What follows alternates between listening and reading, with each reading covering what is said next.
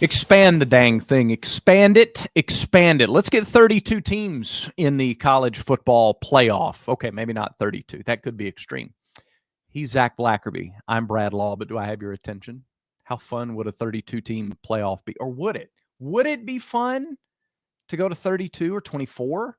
Let's talk about it because it's fun to talk about, and it's May. This is Village Vice. It's brought to you by mybookie.ag. 50% deposit bonus up to $1,000 when you use promo code BARN, B-A-R-N. They also give you a $10 casino chip using promo code BARN at mybookie.ag.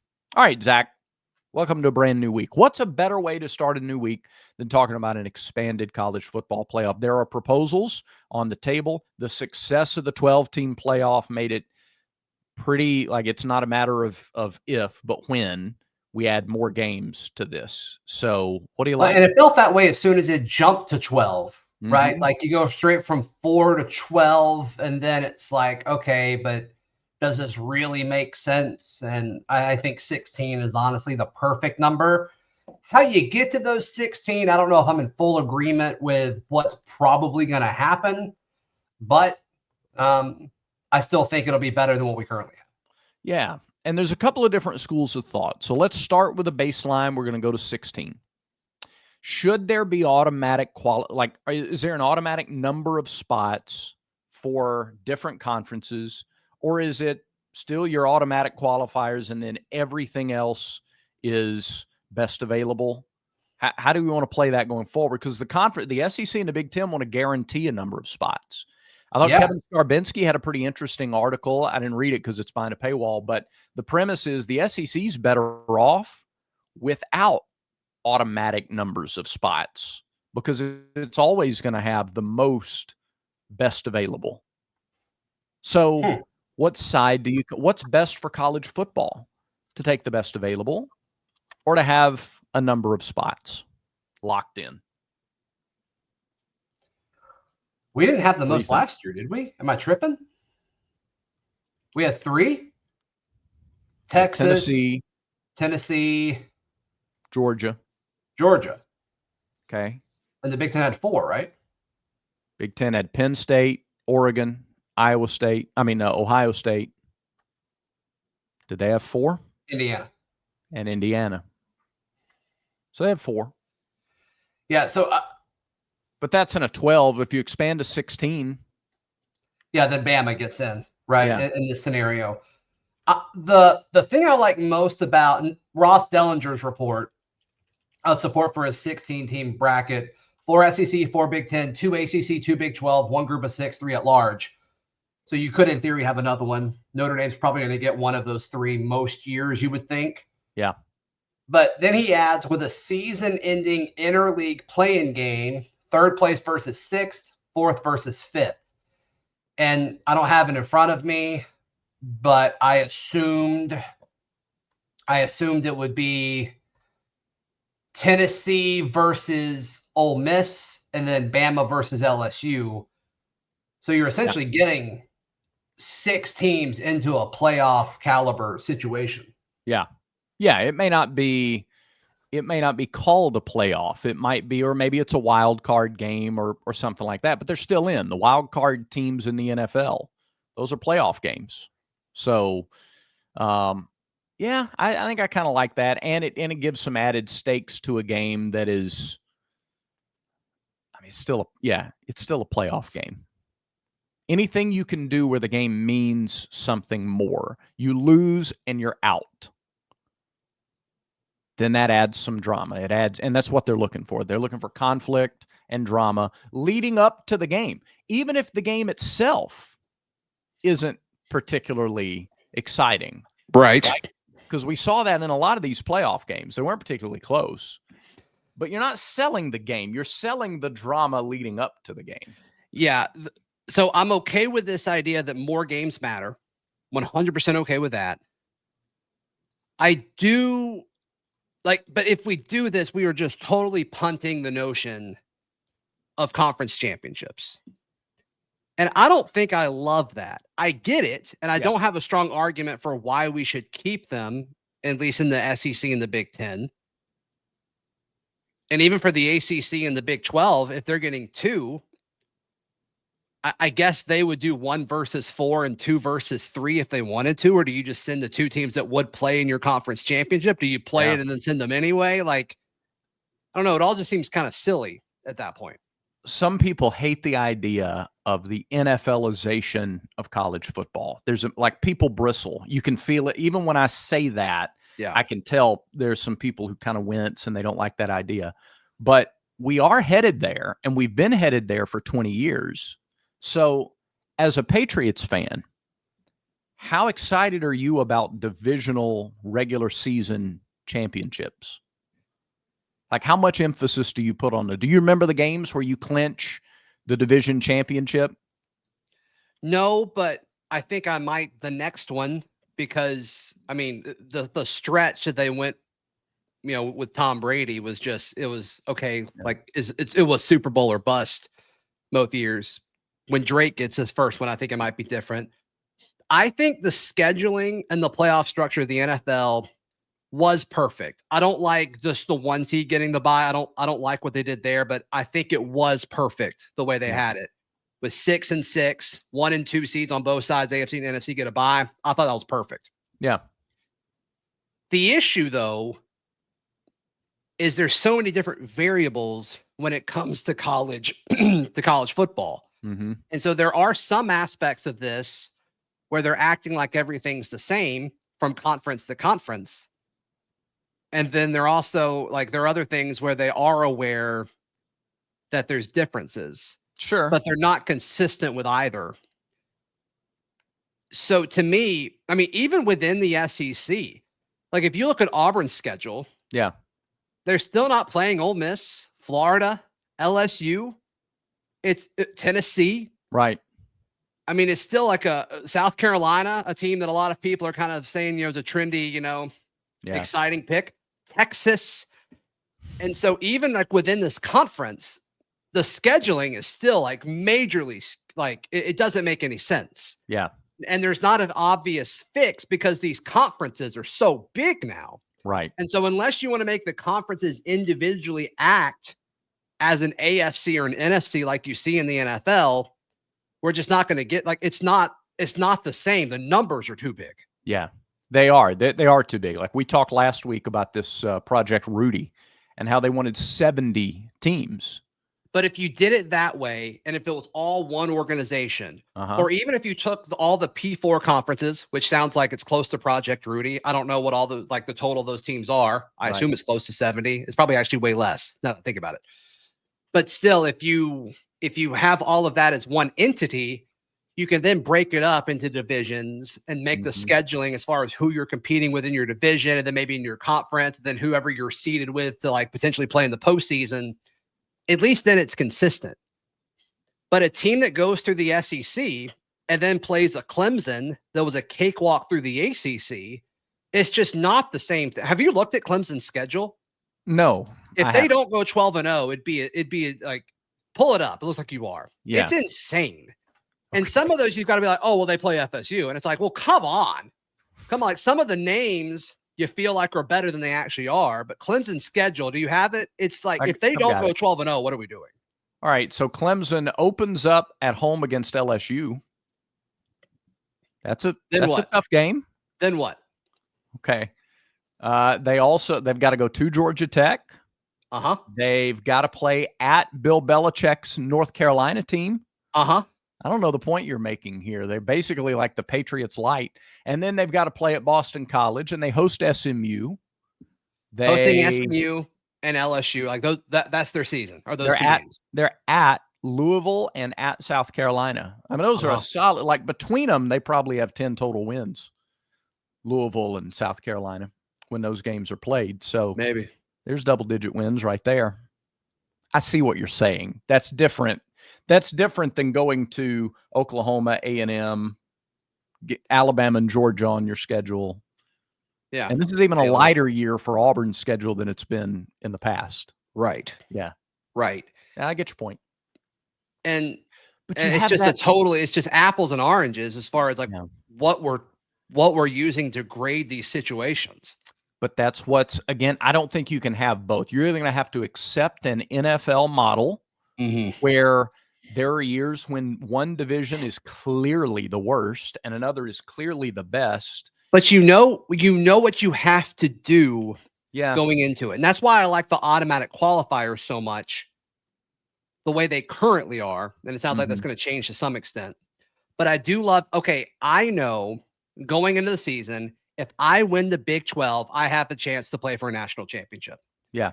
Much like regardless, if the Patriots, like I know if I win the AFC East, I have a shot to win the Super Bowl. Yeah. But if I fall short and I have a better record than, the other however many teams in the AFC, I'll also have a shot. Yeah. And I think that's where it gets a little hazy with the inconsistencies, because the measuring, the way we measure everything across conferences, it's not even. Right. And sometimes we want to act like it is, and sometimes they want to act like it's not. Yeah. And it's just, it varies. Like sometimes it's eye test. Sometimes it's if your quarterback is healthy or not. Sometimes it's what you've done. Sometimes it's what we think you can do. Yeah. And like the inconsistencies of it is what I think is really wrecking this whole thing. So to fix that, though, and this is where you're never going to make everybody happy. That's why it's such a fun talking point, because it's a fantasy talking point. I think it's simple, Brad. You I think it's simple. Okay. Yes. All right. Let me flesh this out, and then I want to hear your simple, because see how close this is. To It's get three away, letters. It's 3 letters. NFL. No. No. Okay. Then go ahead. BCS. Use the BCS formula. Use an objective just expand it out. Yeah. I don't think people were complaining about the BCS formula, the rankings. I think they were just complaining that only 2 people got a shot. Well, I mean, if you were outside in 2004, there were plenty of people complaining about the rankings. I understand, but I think the system was flawed, not the rankings. Okay. That's interesting. Yeah, you have to try to use some sort of objective algorithm, some kind of objective metric. And just be transparent about what it values. Yeah. Does it value strength of schedule? Yeah. Does it value efficiency? Does it value, point spread? Like, what does it value? Yeah. Be transparent about that. Like the RPI. We all know what it takes going in. Yeah. Like an RPI or a net rating for football. Yeah, sure. And take away the subjectivity. We're really the only sport not using that. That's true. Do you take away rankings? Do you take away polls and all the subjective? Yeah, I mean, keep all that stuff. That's fine. Okay. Whatever. That's fine. The net rankings don't care about what the AP voters did. That's right. I do think the BCS, I think that was part of the formula, though. Yeah. So I would get rid of that. Like you have to be either completely objective, completely data driven, use a matrix or a metric rather. Take all the subjectivity out of it. Yeah. Now, if you wanna make sure you get certain qualifiers in there, that's fine. Like if the group of 5 G6 winner isn't in there, like, do you want to put them in as the last seed? Like, I'm fine if you want to do all that. That's cool. That's okay. Yeah. But 1 through 11, you take the top 11 teams, as long as all of the conferences are represented and all the automatic qualifiers are satisfied. Like, I think that's what you should do. Yeah. Okay. And then it's just a matter of how many are in there, because again, the only other solution is just to accept, to swallow hard and accept the NFL model. Sure. Take your medicine. Go, I don't like the way this tastes, but it's the best system we've got to go. These conferences get so many in regardless of wild card status. The 5th best SEC team might be better than the 3rd best ACC team. And usually you can make that argument. But it doesn't matter, because the ACC gets 3 and the SEC gets 4. And it's just gonna be that way. Just like in the NFL, when a team from a clearly weaker division has a 2 games better record than the team with the clearly better division, and they get in. because that's the objective way to do it. You play unbalanced schedules. You play different. I play this terrible team twice. Your terrible team in your division is still better than my terrible team, and doesn't matter. This is the system.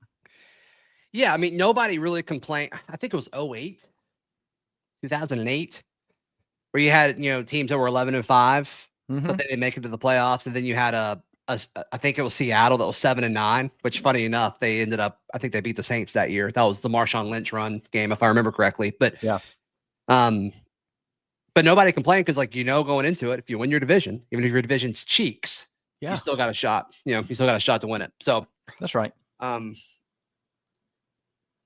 Yeah, I don't hate the current setup of the 12 teams. I don't think they really got a whole lot of it wrong last year. I don't know if I agreed with the seeding, but I think the teams were right. Yeah. So, I mean, I'm at this point, I'm at a spot where I don't really care if you change it or not. I do think 16 is more natural. Yeah. But I also all the teams that got buys lost. Yeah, that's true. Yeah. So does that even matter? We need a little more data to determine whether or not the buy is actually beneficial. We just need more. And again, because so many of those games weren't close, they weren't competitive. I maintain it's not about the guy. I come back to this point to wrap up this part of the conversation. It's not about the game itself. It's about the buildup. It's about the hype. It's the lead up and the excitement. It's the theater surrounding the game. At the end of the day, the team that kind of we all thought was the most talented won the thing. At the end of all of it. You think? Don't we all think that? I mean, don't we all think that they were the most talented? Ohio State? Yeah. I mean, if we would have stayed a 4-team playoff, Ryan Day is fired. Right. But that's not what I said, though. The team we all thought was the most talented team at the end of the day, like in September and October and August, the team we thought that was most talented. We certainly talked about how much they paid for their roster. Yeah. I don't know if I agree with that. Ooh. Oh, I just took that for granted. Okay. I don't know if I agree with that. I mean, Ohio State's my number 2 team, but they certainly. I mean, we both picked Tennessee to beat them in their first game, right? Yeah, I guess so because of recent. I did. I think we agreed on that one. I don't remember specifics. A lot of people. I mean, that was the consensus pick. Most people picked Tennessee. You're right about that, and all those people showed up to Columbus wearing Tennessee orange because they expected. Nico held them hostage. We had no idea. Yeah, that's right. We had no idea. No clue. No clue. What a sharp-looking hoodie you have on today. You like it? It's from Roback. That's. I want to give a shout out to somebody who DM'd me this morning with a screenshot of his order. Let me make sure. Okay. His name was Paul. Paul. Thanks, Paul. Thanks, Paul. And not to give too much away, but Paul ordered a lot of stuff. Yeah. Which means Paul, he used promo code Vice20. Yeah. And he saved we're talking into the hundreds of dollars. Oh, it's great. That's using great. Promo code Vice20.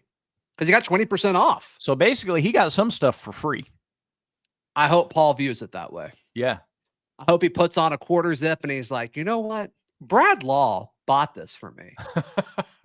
Hey, Brad Law can buy part of your Roback as well. Head over to roback.com, RHOBACK, roback.com. Use promo code Vice20. You can buy hoodies like I'm wearing right now, as well as the best quarter zips and polos in the game, and of course a whole lot more. Roback.com. Use promo code Vice20. Brad Law. Yeah. Auburn baseball is the number 2 team in the country. Yeah. And the only team in front of them, they swept. Yeah. What a world we live in. I'm trying to be thankful for what I have, not bitter about what I don't, because it's real tempting to look at that, to look at LSU at number 1 and go, 3-0 against we them. had 3 games worth of information comparing these 2 teams. Not that long ago either. Like a little over a month ago, right? Yeah. So, and it wasn't like a 2-1 thing. It was a sweep. Yeah. So yeah, we didn't win on a walk-off in the rubber game. It was a 3-game sweep. So, but I'm not going to focus on that. I can let everybody else make that point. Okay. Everybody knows. Anybody who knows the schedules knows what happened in that series. So LSU knows it too. LSU knows. Anyway, point is, yeah, up to number 2, and not just one ranking, but multiple rankings have Auburn listed number 2. Just a dynamite offensive weekend. Is this, Brad, is this the best coaching job by Butch Thompson during his time at Auburn? Maybe. I think you can make the argument. I think you can too. I think there was a lot of firepower there offensively anyway coming into the year. I think that we kind of knew the 3 freshmen were going to be good. I don't think we knew they'd be this. They're great. Good. Yeah. They're great. We're using the wrong G word. They're great. You're right. Chris Rembert should be the freshman of the year in the SEC. Chase Fralick could make the argument. And if Bub Terrell gets kind of back on it like he was for the first 10 weeks of the season, look the heck out. He's a specimen. And so I think particularly with the pitching, okay, Everett Tieford took a lot of slack. He caught a lot of slack, a lot of heat last year for the performance of the pitchers. This year, the job they've done, and that's with Cade Fisher, kind of struggling to get to the limit, maybe finding a new home coming out of the bullpen for long innings down the stretch. Man, they've rounded into form. I think it's an excellent job by this staff, and as Butch's teams usually do, I'm screaming this from the mountaintops to anybody who will hear it. Auburn under Butch Thompson has rounded into form in May more often than not. And now they've got a chance. They're already at 16 wins. They have a chance to finish as a national seed and host not only a regional, but a super regional for the first time. Yeah. So, I mean, I guess 2 of the 3 times where they've really rounded into form in May, they made it to Omaha. Yes. And then the other time was 2 years ago. I think they finished like winning 8 straight or something like that. They didn't do so hot in Hoover. Right. And then they hosted a regional and they lost to Penn and I forget the other team. Either Samford or Southern Miss. Yeah. Southern Miss, I think. Yeah. Yeah, that was tough to watch. I mean, the bats just disappeared, unfortunately. Yep. That's right. But still, like the way they were playing going into it, it's like it's all you can ask for. And then, once you're in, you hope you're at home. They will be this year. Yep. And then you just kind of hope that, the ball bounces the way that you want it to. It's just college baseball so weird. It's so weird. But man, I'd rather be us than anybody else right now. No question. I want to give you a few numbers, and we'll do more of these on the Barn Baseball Show. But Ike Irish is hitting .394 in SEC play. He's hitting .435 in SEC road games. That's nuts. That's silly. It's silly. Mm-hmm. Some other numbers in the league. Chris Rembert's hitting .394 in SEC play, a freshman. Eric Guevara is up to .381 in league play. Lucas Steele, .365. Chase Fralick, .333. These are conference-only games. Andy Burcham tweeted out he hit like 800 last week. Yeah, he was 12 for 15.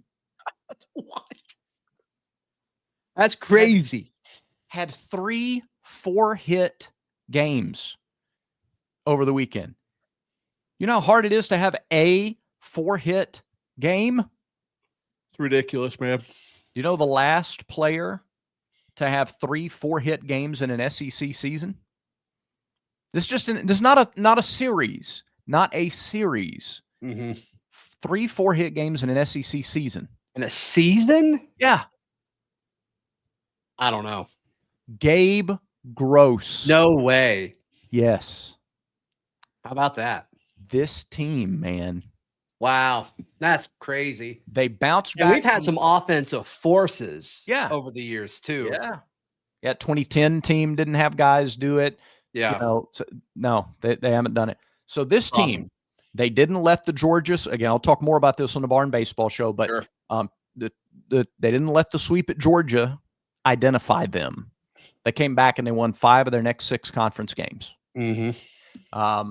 Then they went to Texas, and they didn't let that sweep identify them. They've come back and won 7 of their next 9 SEC games.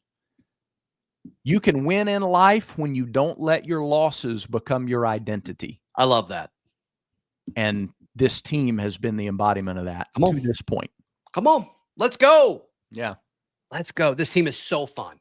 So fun. Yep. Jack State scheduled Tuesday night, and then they go to Oxford to take on Ole Miss. Final series of the regular season. Very, very fun. Does that do it for today's show, Brad? I think it does. Yeah. Okay. All right. So great. With that in mind, I'm ready. I was waiting on you to say it, but with that in mind, thanks everybody for watching. Make sure to subscribe and tell others about the show. Maybe share the video, give it to some friends, maybe a group text, send it out.